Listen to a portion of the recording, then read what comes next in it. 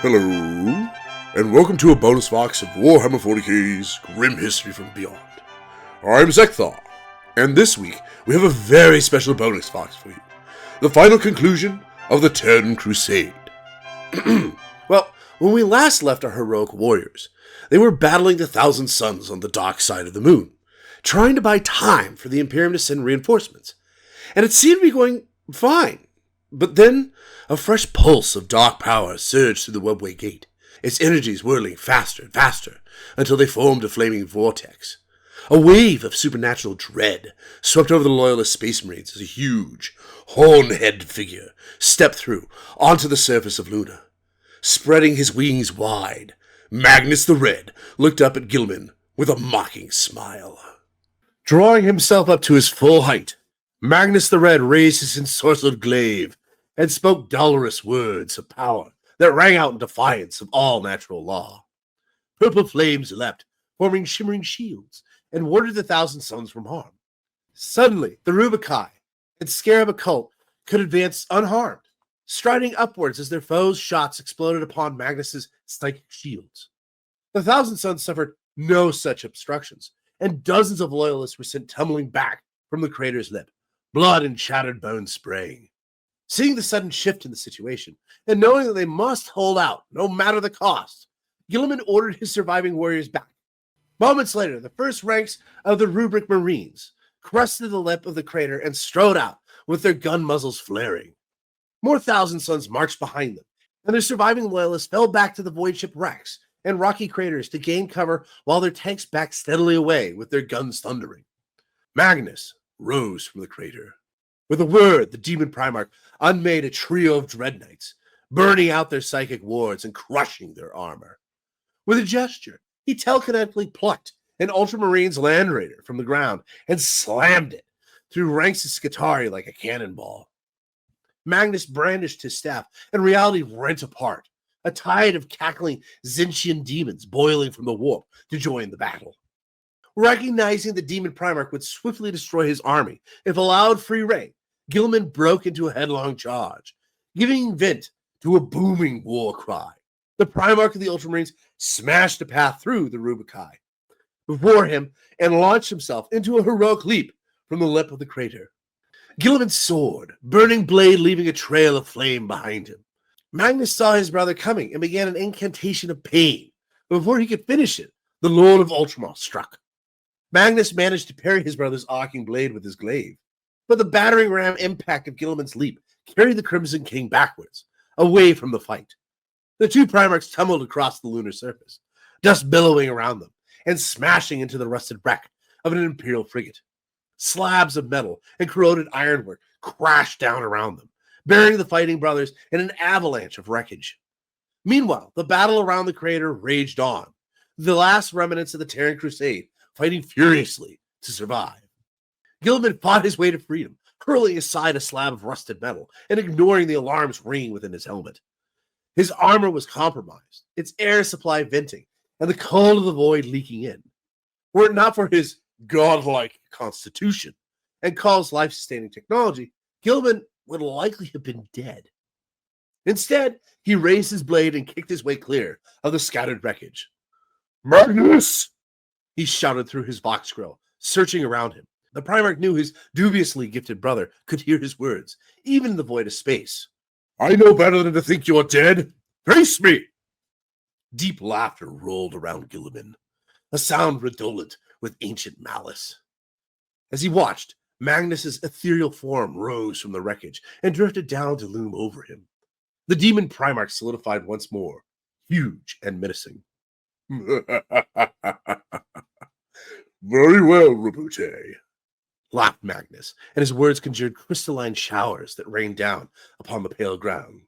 "Here I am, in the flesh, and somehow, there you are." Magnus cocked his head to one side and smirked. "I don't remember you seeming so insignificant."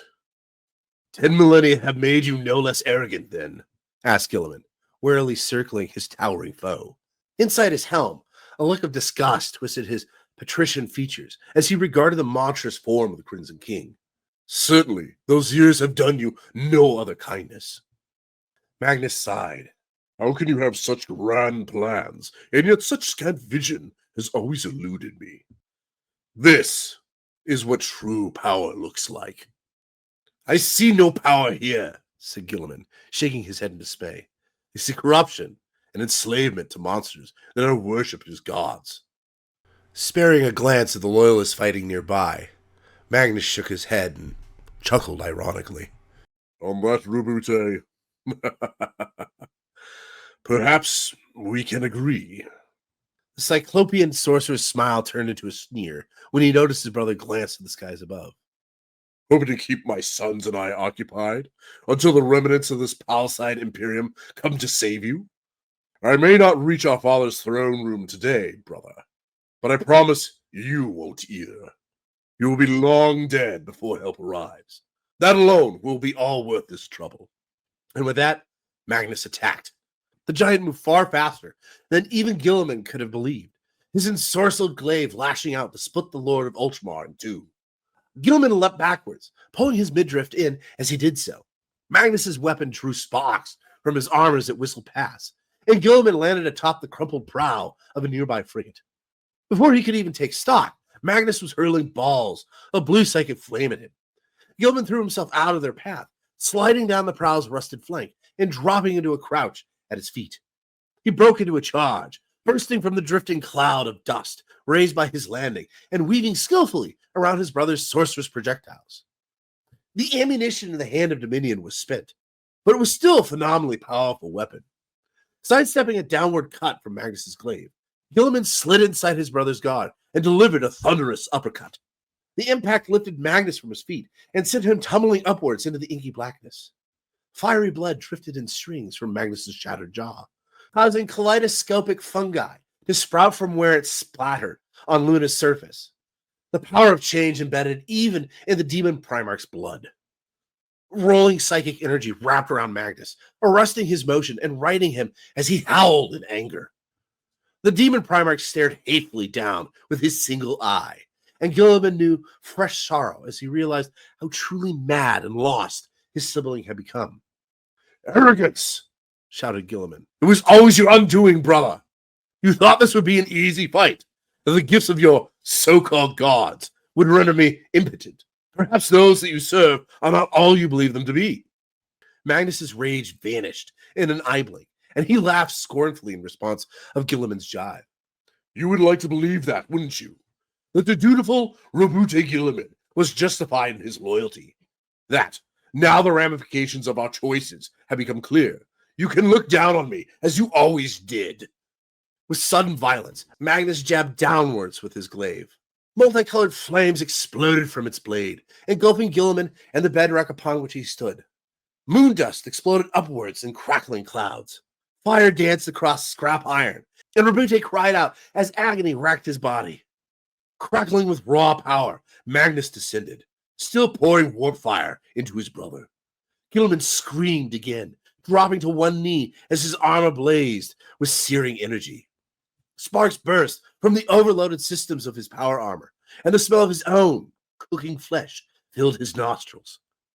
Desperate, Guilliman drove himself backwards in a graceless leap. He flew in an arc to smash down amidst a tumbled heap of engineering debris. Armor still flickering, flames. Magnus landed, chuckling cruelly. Sprawled amidst the tangle of wreckage, Guilliman tried to push himself to his feet. The Primarch's body was a mass of pain, and his armor responded sluggishly. A number of the servo monitors burned out. No, brother. You stay where you are. The demon Primarch gestured, and spectral claws tore several hundred tons of machinery loose from the nearby wreck. Guilliman had time to brace himself before the ungainly mass impacted like a comet, burying him completely beneath an avalanche of crushing metal. Guilliman was entombed. Alarms chimed in his ears, red warning signs flashing in his peripheral vision. The pain of lacerated organs and shattered bones dragged at him, and for a moment the Lord of Ultramar was tempted to simply give in. Then he thought again of his long-suffering sons, fighting so hard for the ideals in an Imperium they had never even known. He would not betray them. He would not let one of his degenerate brothers keep him from his responsibilities. Not again. Muscles tensing, strength surging, Guilliman ripped his way up through the tumbled mountain of wreckage. He roared as he hurled aside a capacitor unit the size of a Land Raider and stepped, bloodied but unbroken, into the hard light of Luna. Magnus arched an eyebrow at the sight and braced his glaive to hurl another spell. Then the void lit with fire.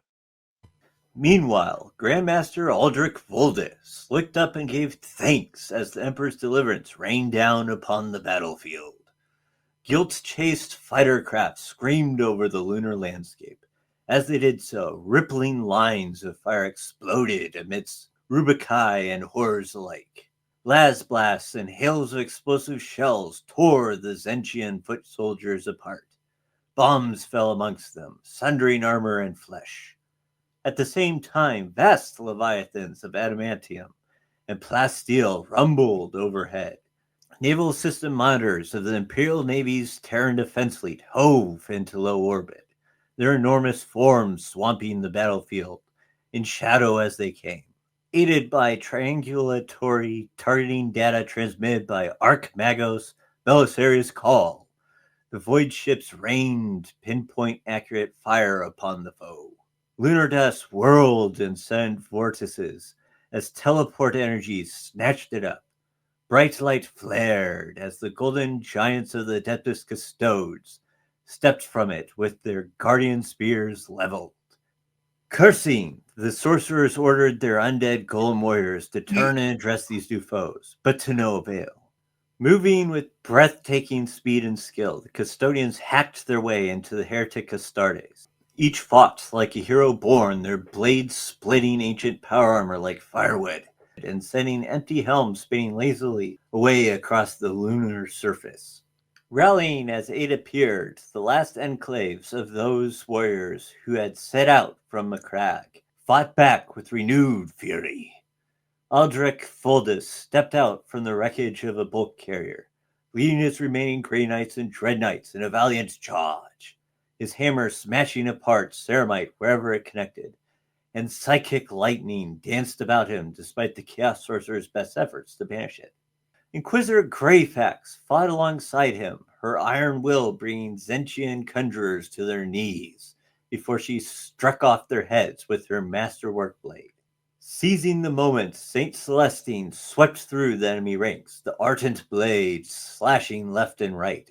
Captain Cato Sicarius followed in her wake, rallying Ultramarines and Primogenitors behind him as they cut a path towards the Adeptus Custodes. The muffled boom of engines sounded overhead, heralding the arrival of further Imperial forces. Stark yellow drop pods slammed down, thrusters flaring. Their hatches opened, and squads of Imperial 5th Space Marines emerged from within, bolters blazing at the enemy. Gunships rumbled overhead, yellow-hulled storm ravens and storm talons, whose weapons tore through the thousand suns. Several were swatted by bolts of sorcery and hails of rotary cannon fire, flames belching from ruptured holes as they span down to crash amidst the wreckage of starships.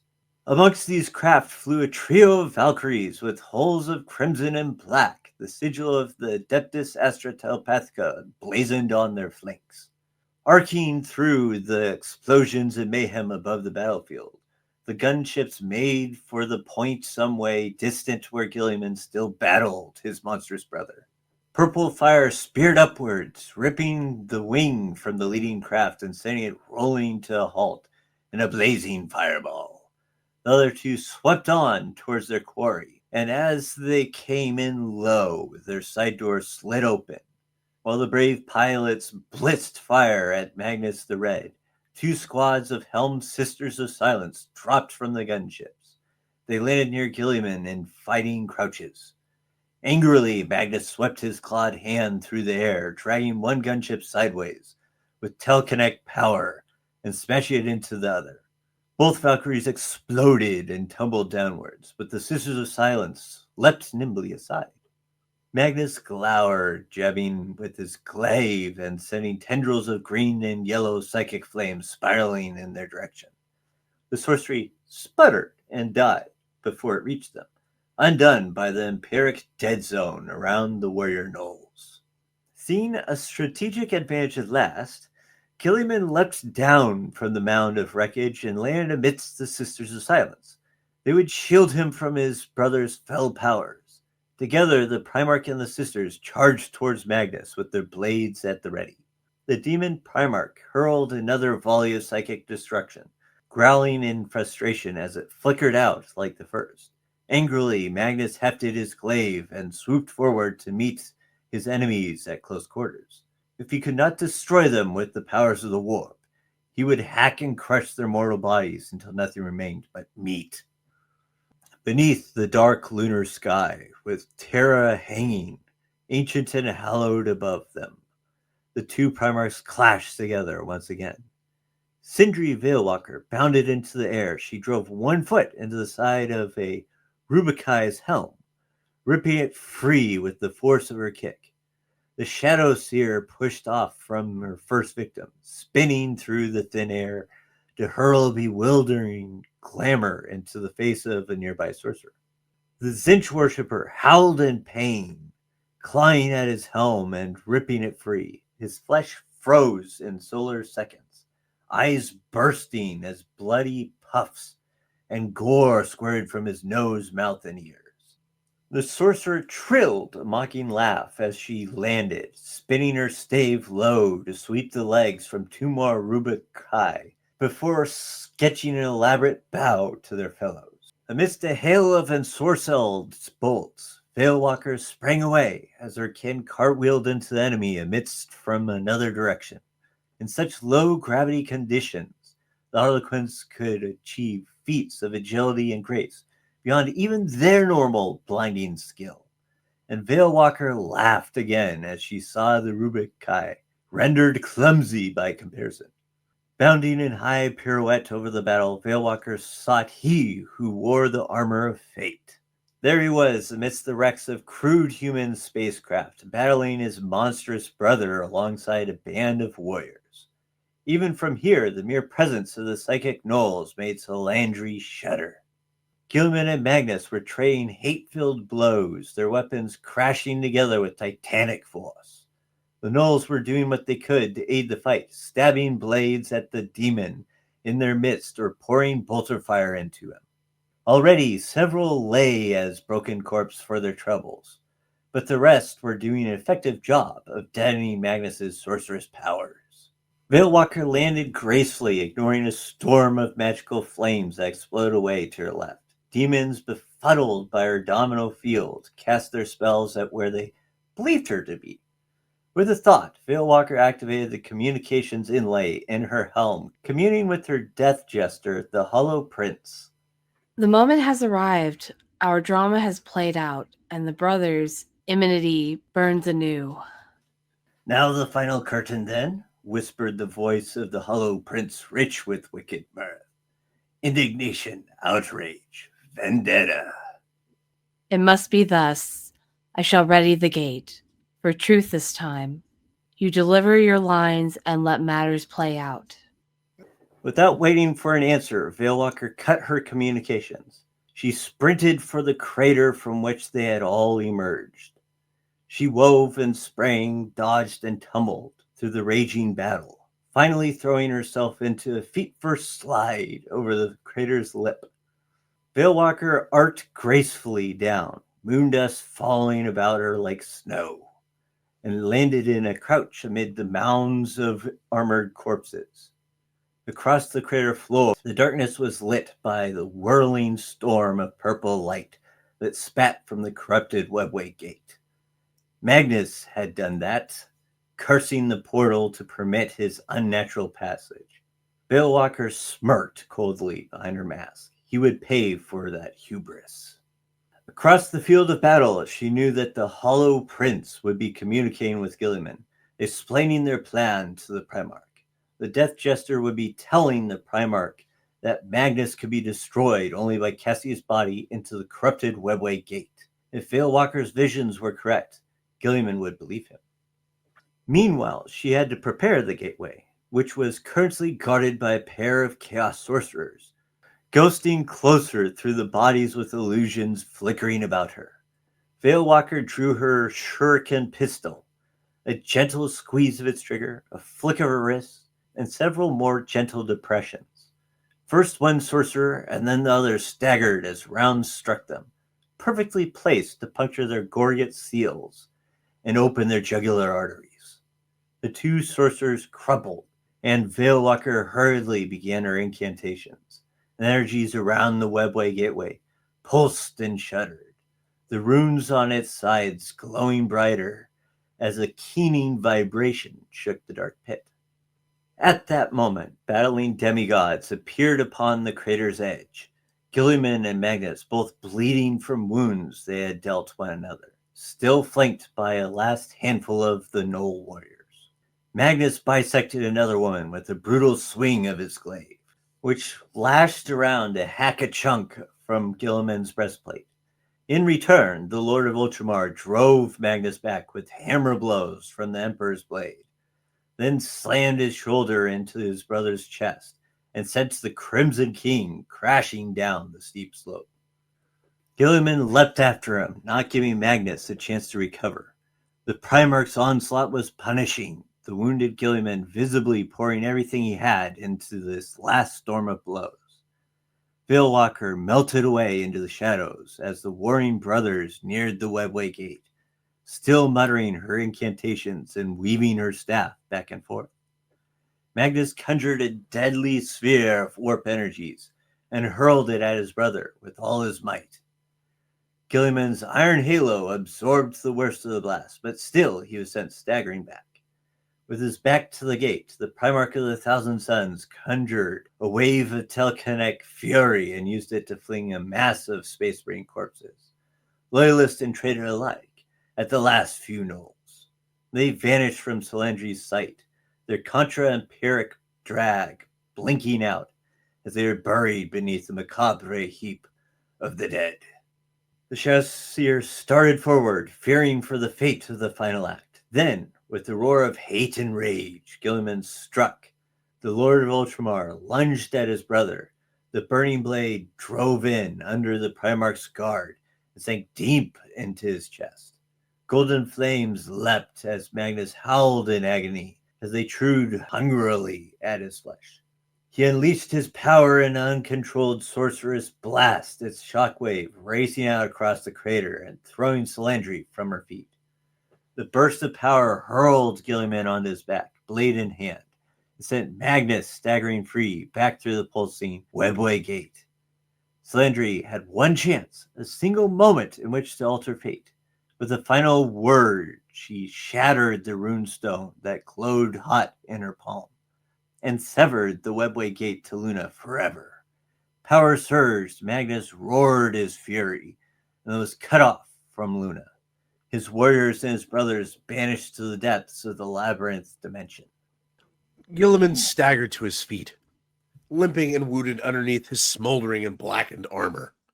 The webway gate rose before him, and no trace of his brother remained. Had Magnus been destroyed? Guilliman hoped so, but he did not believe it. The Harlequin's sudden plan for victory had been too convenient. The disappearance of Magnus too abrupt. The Primarch cast his gaze about for Solandri Veilwalker, but found that she too had disappeared. A swiftly voxed question to his warriors revealed that the remainder of the Mask of the Veiled Path had vanished with her, though none could say how. If it had all been a trick, Guilliman could not fathom its intent, but for now at least, Magnus was gone. Bolstered by the sudden arrival of the Adeptus Custodes and the Imperial Fists, the Terran Crusade had driven the Thousand Suns back. Zinchian automata lay scattered across the region of the Mare Tempestus. Little more than vacant suits of ornate armor tangled amidst the wreckage. The demons that Magnus had summoned were gone also, vanished along with their master. With orbital barrages and hurtling fighter craft annihilating many traders who attempted to break for freedom, the last of the sorcerers had gathered their rubric marines and their scarab cults and were driving, steady and relentless, for the crater's edge. They had sensed the banishment of their lord, but they did not know that the webway gate had been severed. The last of the traders were making a bid to escape, and Guilliman, unfortunately, stood directly in their path. Wearily, the Primarch squared his shoulders and shrugged off his hurts. Walking with a limp, armor sparking indented, Roboute Guilliman made for the crater's edge. His helm's aspect showed the route of the incoming traders, and the Imperial forces harassing their flanks. Though badly mauled, the Thousand Sons still had numbers, and had broken through the last faltering ranks of Belisarius Khal's Skitarii. Guilliman strode up the crater wall to meet them, and as he did so, the mountain of corpses behind him stirred and shifted. Heaving themselves to freedom, 3 tenacious Sisters of Silence escaped their gruesome calm and hastened to stand at Guilliman's side. The remaining 1,000 Sons were several hundred Terran yards from the crater's edge, marching relentlessly in Guilliman's direction. They traveled in a loosely circular formation, the Roboute Marines facing outward in a ceramite ring and moving in eerily perfect lockstep.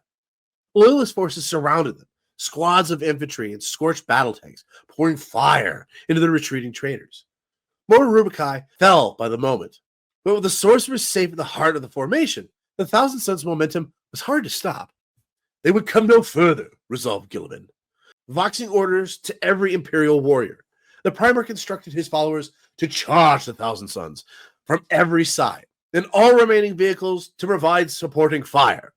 Guilliman brandished his flaming blade and swept into battle. The last of the Sisters of Silence ran at his side, their bolters thumping.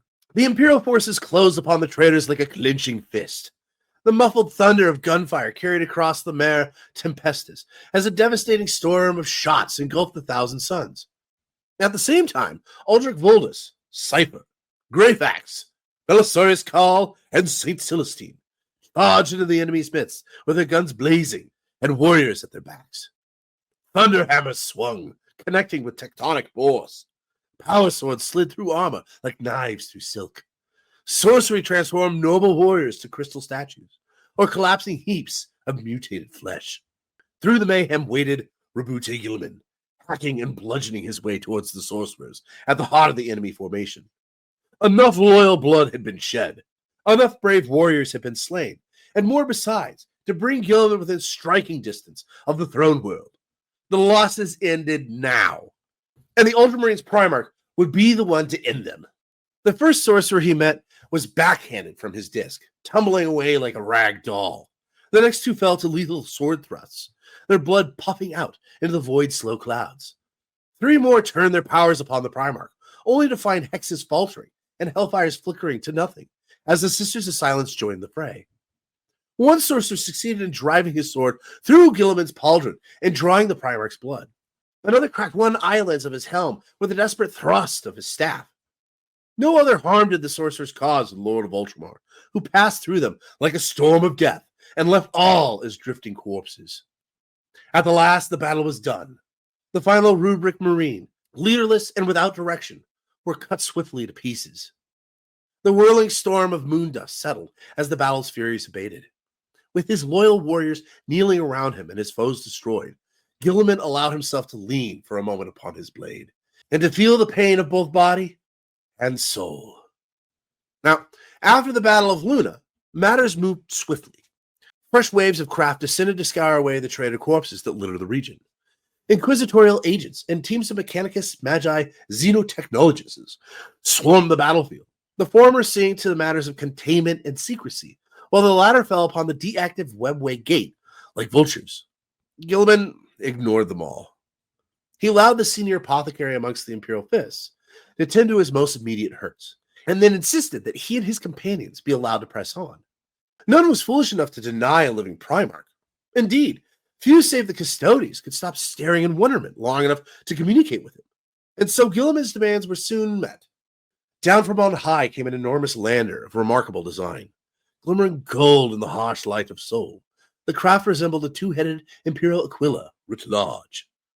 Gouts of flame left from its wings, slowing its descent, and it landed on heavy talon struts just beyond the field of battle. More warriors of the Adeptus Custodes strode down the ship's boarding ramp, joining with their battle-scarred comrades and lining the route on board. Guilliman and his surviving warriors passed between them, with their heads held high. Space Marines, Grey Knights, and the once leaders of the Celestinian Crusade marched into the capacious hold of the Aquila craft. Only once the ramp had whined shut behind them, the oxygen flowed back into the chamber, did the Custodes remove their helms and bow low to Guilliman. As the craft shuddered and lifted off, The shield captain who led them introduced himself as Tai Adronatus and explained that Guilliman and his warriors would be borne to Terra with all haste. They were to put down at the Eternity Wall spaceport, and from there they would travel as part of a triumphant parade to the Imperial Palace. The High Lords of Terra had anticipated the Primarch's desire to stand before the Golden Throne, explained the shield captain Andronatus. They would do everything they could to facilitate it, and defend the living Primarch's return to the throne world. Guilliman approved the arrangements that had been made for him. While they would have fought on stubbornly until their dying deaths, the situation had demanded it, Guilliman and his warriors were wearied by the constant hardships that they endured since setting out from McCrag. Hardships? That's kind of a light word to put on that, don't you think there, Euxin? Yeah. They kind of literally went through hell and back. Like, literally. Not figuratively. Literally. Anyways. Thus, as the Aquila craft swept up from Luna's surface and away towards Terra, Guilliman and his comrades settled back in flight thrones and simply watched the external pictures. Many reflected upon the astronomical losses the Terran Crusade had taken to get the Primarch here, but none could be altogether distracted from the breathtaking sights that slid past. As they began their final descent, Terra swelled in the pictures. Lights beyond count burned all across the planet's surface, while macro structures and super statues pierced the throne world's pollution-choked atmosphere. Spaceport spires rose into the darkness amidst swarming masses of cherub satellites, electro-sermon beacons, servitor defense platforms, and millions of Ministratum transport ships. Their craft swung down through the organized bedlam, its route given the highest priority clearance, and descended into a haze of chem smog and glaring artificial light. Towering structures of gray, gold, and brass rose on every side, encrusted with grim street Gothic architecture and studded with cold electrical lights. Downward it flew, until the towering gargoyle-topped spires that rose on every side completely obscured the fading darkness of space. Finally, Guilliman's transport swung into a dock on the dedicated platform set into the flanks of the Eternity Wall spaceport. It put down upon a dais of age-worn marble, surrounded on all sides by vertigrized and heavily weaponized statues, from which hung burning braziers of incense. Robed figures were gathered on every side to witness and honor the Primarch's arrival. Servo choirs sung out hymns to the Emperor, while autoscribes scribbled with eagle-feathered quills in iron tomes borne by chained slaves. Dignitaries of the Administratum and the Adeptus Terra flocked close, mingling with bombastic priests of the Ministorum, and Terran nobles guard in outrageous finery. All bowed to Guilliman as he emerged from the transport, forming the sign of the Aquila with their hands and vying to cry out their devotion the loudest. The Primarch did his best to smile and to acknowledge the clamoring masses with dignity and respect. Yet his mind was awhirl. The last time Guilliman had seen Terra was many thousands of standard years before, and when once there had been industrious, high-technology glory, now was buried in grotesque layers of Gothic overconstruction, industrial sprawl, and macabre religious ornamentations. The Primarch's sense of dislocation and sorrow only increased as he and his followers were led through the masses and descended in maglifts to what passed for ground level. They passed through the cavernous space of gloomy administrative offices, where queues and petitioners stretched away into a hazy middle distance. Men and women, young and old, called out their devotion and wept for joy to see the Primarch pass. Yet even his presence could not draw them from the places and queues that their ancestors had first joined, and that their progeny one day aspired to reach the front of. I gotta stop there. That's just depressing. Your entire life, you're stuck standing in a line? That's terrible. It's just terrible. Why? Help me out here, Euxin. Why? Well, it's better than being one of the people that sacrificed. I don't know, man. You're stuck in a line forever. No, actually not forever. Until you die. Right. I don't know. Let's not focus too much on that.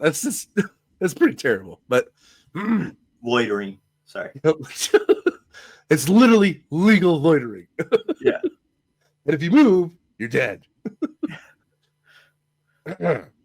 Guilliman and his warriors, still accompanied by the Custodes Guard, emerged from that impossibly vast structure to find themselves in a plaza packed out with droning, shuffling, downtrodden crowds. On every side rose mile-high stained glass windows, each depicting a different Primarch. Guilliman saw Sanguinius, wings spread atop a mountain of mutant corpses. He saw Jagatai Khan, riding upon a skull-faced comet that sped between the stars. There was brave Vulcan, grasping an impossibly huge hammer as he used the world for his anvil. And there, Guilliman stared up at a distorted image of himself, haloed in light, with his Codex Custodes in one hand and the severed head of a horned demon in the other. He was depicted as a giant amongst worshipping crowds of angelic figures. And for a moment, Fulgrim's words to him at the Parade of Macrogh echoed in Guilliman's mind. All of humanity would worship him as a living god. Guilliman must never come to believe it himself. Okay, so let's stop here for half a second. I think one of the things that you mentioned last week, anyways, the more I've had time to think about it, I think really does. When we talked about what are Guilliman's goals, I think one of the things, though, that he definitely, anyways, does not want, and what kind of did wake him up, wasn't just the fact that he was owed an inheritance. It was also the fact, anyways, that people, like you said, anyways, people were worshiping him as a god, which apparently he doesn't want. I mean, I still think, anyways, that the way he's looking, anyways, at the Imperium is he wants to serve it, but at the same time, I think the thing that kind of broke him out of that whole thing wasn't just the fact, anyways, that he thought he was owed something, but also the fact, anyways, that people were not just worshiping him as a god, but his father too, which had been thumped into his head all those years ago, anyways. That no, Imperial truth. I don't know. What do you think? I don't think he ever wanted to be treated as a god. Of course, at the same time, if you think about it, you'd think that he would somehow not be necessarily surprised about this, since it's exactly the same thing that happened with the Emperor. Right. Oh, just something, anyways, as I was reading through this, that kind of made me think. Not only that, but we had a listener comment, and he's like, I think he might be a little bit off, anyways, when it came to Guilliman's goals. So I kind of went back and did a little bit more reading. But anyways, mounting up in ornate, super heavy transports, Guilliman and his companions were borne through endless streets and transitways, boulevards and processionals. Billions watched the procession's progress as they passed through the dark heart of the Emperor's realm. The mountainous structures of the Imperial Palace loomed ever larger over the horizon, a vast structure from which could be seen the cloud-piercing light of the Astronomicon itself. They passed beneath an arc city hung with pane frames, and beneath the gaze of a dozen statues of Imperial saints, each as large as an Imperator-class Titan. They crossed a vast bridge that spanned for 50 Terran miles over a smog-laden trench, whose walls were formed from manufactura and smelteries beyond count. They traveled beneath the titanic guns of orbital defense silos that dwarfed any weapon even Guilliman had ever seen. Last, they passed into the palace proper, by way of a dizzying tall gate gravid with warring angels and demons. There they dismounted their lumbering transports, and Guilliman was glad to proceed on foot through the precincts of the inner palace. More gates and splendor flowed past, so much that it all blurred into an impossible assault upon the senses. At last, feeling more exhausted by his homecoming than he ever had been in any battle, Guilliman came before the final gate. Beyond that expanse arc lay the Emperor's throne room, and there, the golden throne of the Master of Mankind. This gilded doorway stood at the end of a towering cathedral processional, its worn flagstones thronged with millions of desperate petitioners and pilgrims. Golden light filtered through immense stained glass windows that depicted the Emperor's greatest deeds. Innumerable candles burned in that cavernous space, filling the air with greasy smoke, and hymnals rang from the mouths of hunched cyber cherubim. Incense billowed and bells tolled, while ministorum priests delivered wrathful sermons from servile pulpits. Throngs of tech priests muttered and swayed in shadowy corridors. Officers of the Imperial Navy and Austria Militarum spoke earnestly together, gesturing to data slates held up by robed menials. Penitent nobles dangled in golden pane cages, whimpering promised blandishments to the custodian guards who walked the patrol routes below.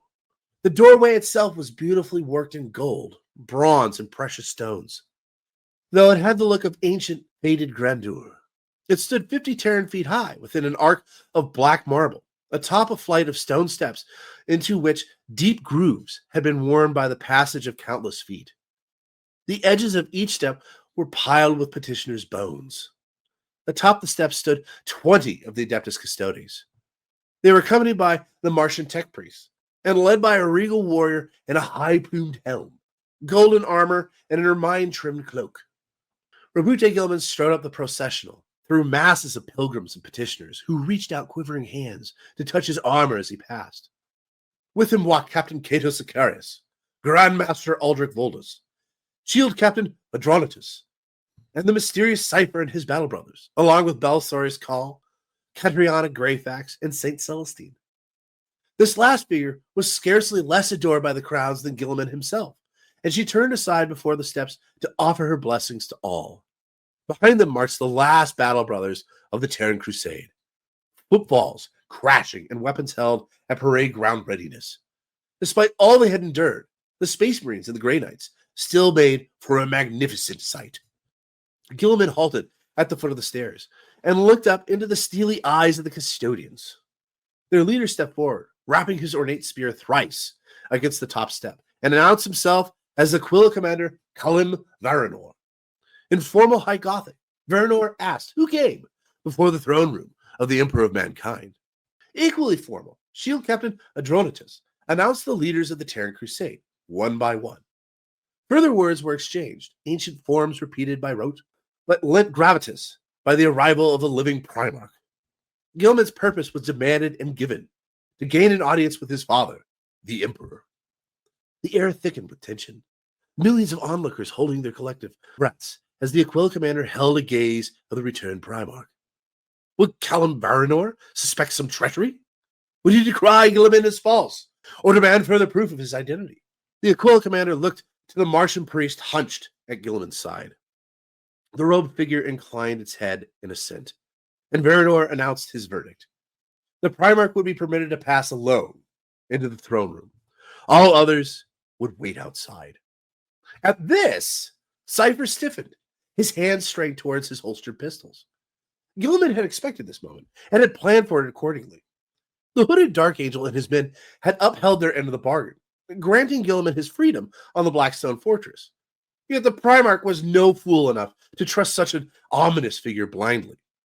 He might not have recognized Cipher, but he knew the blade on the Dark Angel's back. The sight of it made him shudder with dread. He would not permit such a thing into his father's presence. Stepping aside, Guilliman commanded the custodian gods to apprehend Cipher and his warriors. Their presence was a riddle, one that could be solved once more pressing matters had been attended to. Cipher responded with the first show of emotion any of them had seen from him. He snarled in anger, ripping his pistols from his holsters before hesitating for one crucial moment.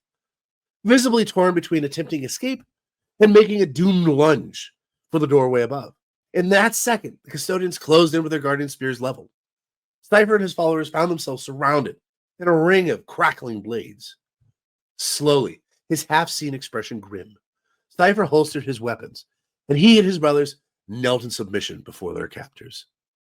Wrist-bound with electro cuffs, they were led away by stern custodians and locked within a warded prison block that, for thousands of standard years, not a single inmate had escaped. Yet, in just a few short hours, Cipher would do just that, and in doing so, leave no trace of his passing. Go ahead, Yuxin. I know you want to say it. I am Alpharius. There we go. There we go. Well, let's face it. Alpha Legion knew the underground better than anybody, right? Yep. And quite frankly, there was some things that took place during the invasion of Terra during the Horus Heresy that Alpha Legion was part of anyways, but those particular prisons. So yeah, it very well. Also know the place better than Alpharius. But that would be a lie. Oh, yeah. Anyways, for the moment, Guilliman knew only that the sinister figures were dealt with, and more pressing matters would be attended to. Face solemn, blade sheathed and helm tucked under one arm, the Primarch ascended to his father's throne room. At the top of the steps, the custodian guards parted to allow the Primarch passage. Guilliman was left standing alone before the ornate doorway, dwarfed by its immensity. A single booming chime rang through the cathedral processional, and a collective sigh of wonder and fear escaped the pilgrims gathered there as the doorway cracked open. Slowly, silently, the tall doors swung inward to reveal only darkness and drifting mist beyond. Guilliman took a slow, deep breath and stepped into the Emperor's throne room. As silently as they had opened, the doors swept closed behind him, and Roboute Guilliman was lost to sight. Solar hours passed, during which the warriors of the Terran Crusade stood silently to attention before the throne room doors. Odd murmuring amongst the crowds turned to fervent prayer, and more than one petitioner ventured forward to present Captain Cato Sicarius, Grandmaster Aldrich Voldus, and their brothers with meager devotional offerings and words of thanks. St. Celestine and Inquisitor Gravefax chose this moment to depart, the former to spread her blessings, the latter to report to her Ordo Hereticus superiors for the first time in many standard centuries. Only when the day cycle dawned again, with roaring hymns and the swelling glare of lumen light, did the doors finally swing open. Glowing mist spilled from within, silver now like the cold shimmer of moonlight on bones, and from the cold radiance stepped Roboute Guilliman. The Primarch's expression was unreadable as he strode down the steps to rejoin his warriors. The crowds cried out in awe and dread, begging the Primarch for enlightenment. Instead, Guilliman gathered his warriors around him and bade Aquila Commander Veranor to attend to him also. Guilliman demanded an immediate assembly of the High Lords of Terra, stating that he intended to resume his seat upon the August Council. Roboute Guilliman would become the Lord Commander of the Imperium of mankind once more. Of his meeting with the Emperor, Guilliman would say only that he received all the enlightenment that he required. Meaning what? Hard to say, really, but I did find a bit of what took place in that room, if you want to hear it. Sure. Well, this chronicling was pulled from scribe Guy Haley, and is recalled many years later during the Plague Wars. And it was written, he was in the dust of the corpse king's court. He was before a resplendent emperor for all the ages. Father, I have returned. Guilliman forced himself to look into the pillar of light, the screaming of souls, the empty-eyed skull, the impassive god, the old man, yesterday's savior. What must I do? Help me, Father. Help me save them. He looked at the Emperor of mankind and could not see. Too much, too bright, too powerful. The unreality of the being before him stunned him to the core. 100 different impressions, all false, all true, raced through his mind. He could not remember what his father had looked like before, and Roboute Guilliman forgot nothing. And then, that terrible, awful thing upon the throne saw him. My son. 13. Lord Ultima! Savior. Help! Failure. Disappointment. Liar! Thief. Betrayer. Guilliman! He heard all of these at once. He did not hear them at all. The Emperor spoke and did not speak. The very idea of words seemed ridiculous. The concept of them grievous harm against the equilibrium of time and being. Roboute Guilliman. The raging tempest spoke his name, and it was as the violence of dying sun rained upon the world. Guilliman. The name echoed down the wind of eternity, never ceasing, never reaching its intended point. The sensations of many minds reached out to Guilliman, violating his senses as he tried to commune. But then one mind seemed to come from many, raw, unbounded power, and gave wordless commands to go out and save what they had built together, to destroy what they had made, to save his brothers, to kill them. The contradictive impulses, all impossible to disobey, all the same, all different. Futures, many and terrible, raced through his mind, and the result of these things, should he do any, all or none of them. Father! He cried. Thoughts battered him. A son, not a son. A thing. A name. Not a name. A number. A tool. A project. A grand plan in ruins. An ambition unrealized. Information, too much information, coursed through Guilliman. Stars and galaxies, entire universes, races older than time, things too terrifying to be real, eroding his being like a storm cutting through sandy gullies. Please, Father. He begged. Father, not father. Thing. Thing. Thing, the mind said. Hypothesis. Victory. Defeat. Choose. Fate. Future. Past. Renewal. Despair. Decay. And then there seemed to be a focusing, as of a great will exerting itself, not for the final time, but nearly for the final time. A sense of strength failing, a sense of ending. Far away, he heard arcane machines whine and screech, close to collapse, and the clamor of screams of dying psychers that underpinned everything in that horrific room, rising higher in pitch and intensity. Guilliman. The voices overlapped, became almost one. And Guilliman had a fleeting memory of a sad face that he had seen too much, and a burden it could barely countenance. Guilliman. Heal me. My last loyal son. My pride. My greatest triumph. My last tool. My last hope. A final drawing in of power, and thought expelled like a dying breath. Guilliman. That's it? Yep, that's all I got. So as you can see, there was a lot of wisdom in that, right? No wonder Guilliman knows what he's going to be doing next. And a lot of, yeah. What do you think of Part it? of me would be going, right, your greatest triumph. Yeah, how many times have you said that? He doesn't say it very often, I don't think, but I don't know. I think at this point, anyways, I think the thing that we should probably be taking away from this is, quite frankly, there's not a whole lot of the Emperor left. Right.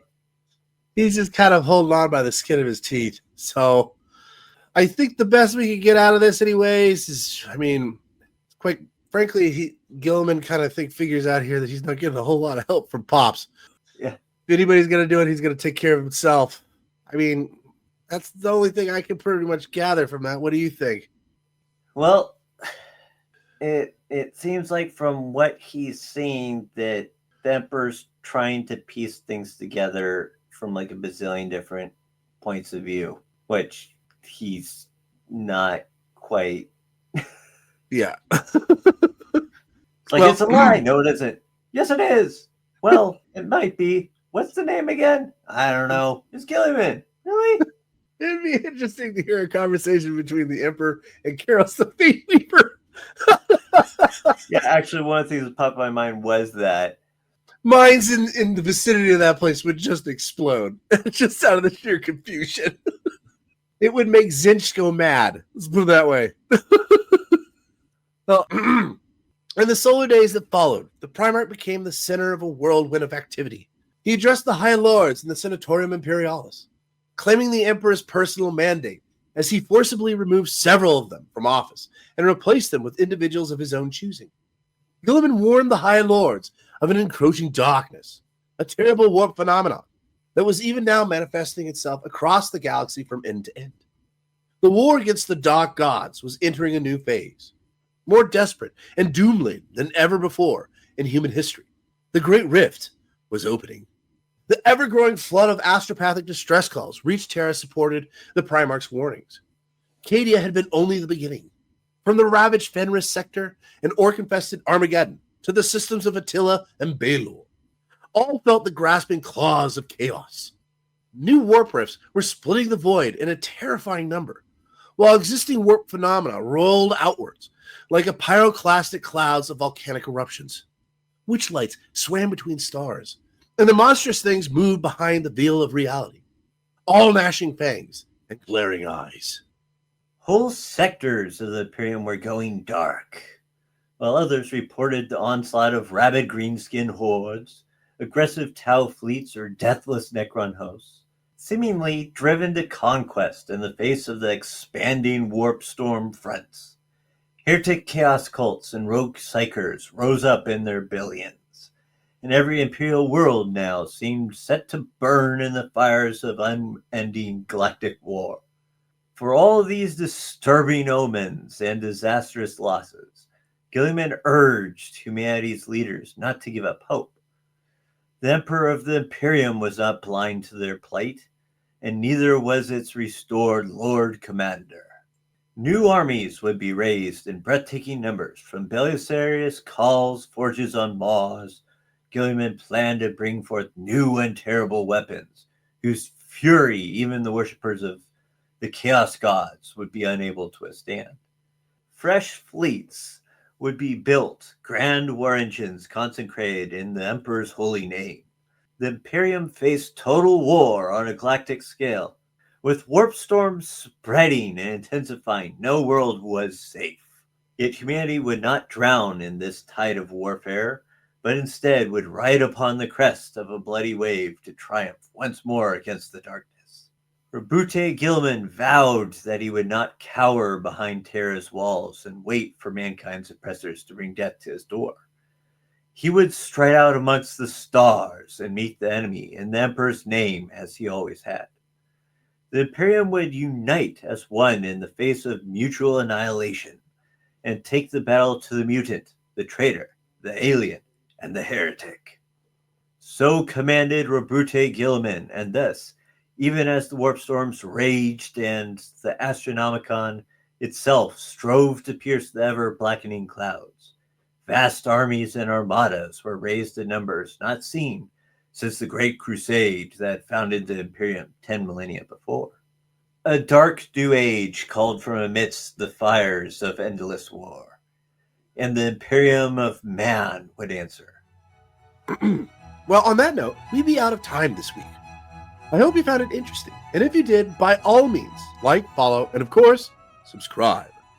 And if you really enjoyed this Vox, by all means, help us by becoming a member on our YouTube channel, Tales of Ashuraka, or becoming a donor on our Spotify channel. Indeed. And with that said, as always, have a great day. And Until next time, this is Ekthar, And Yuxin. signing off.